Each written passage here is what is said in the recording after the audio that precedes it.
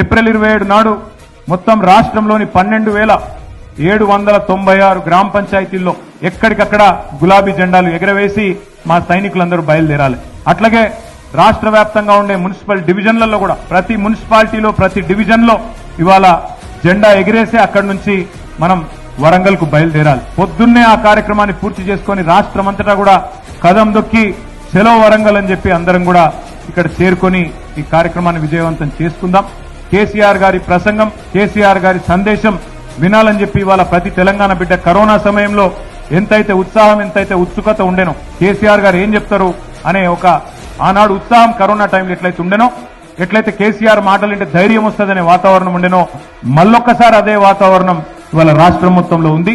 అందుకే తప్పకుండా ఈ కార్యక్రమం జయప్రదంగా చేసుకోబోతా ఉన్నాం. ఇదేదో గవర్నమెంట్ మీద పోరాటానికో ఇంకో దానికో ప్రజలను రెచ్చగొట్టడానికో చేస్తున్న కార్యక్రమం కాదు.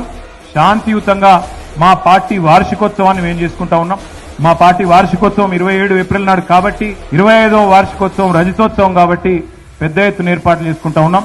ఇప్పటిదాకా సహకరించినట్టుగానే రాబోయే 3-4 రోజులు కూడా సహకరించి ఎలాంటి విఘ్నాలు లేకుండా, ఎలాంటి అవాంతరాలు లేకుండా ఈ కార్యక్రమాన్ని విజయవంతం చేయడంలో సహకరించాలని జిల్లా యంత్రాంగానికి అదేవిధంగా పోలీస్ అధికారులకు కూడా విజ్ఞప్తి చేస్తూ మీ అందరికీ కూడా హృదయపూర్వకంగా సహకరించినందుకు ధన్యవాదాలు, నమస్కారాలు.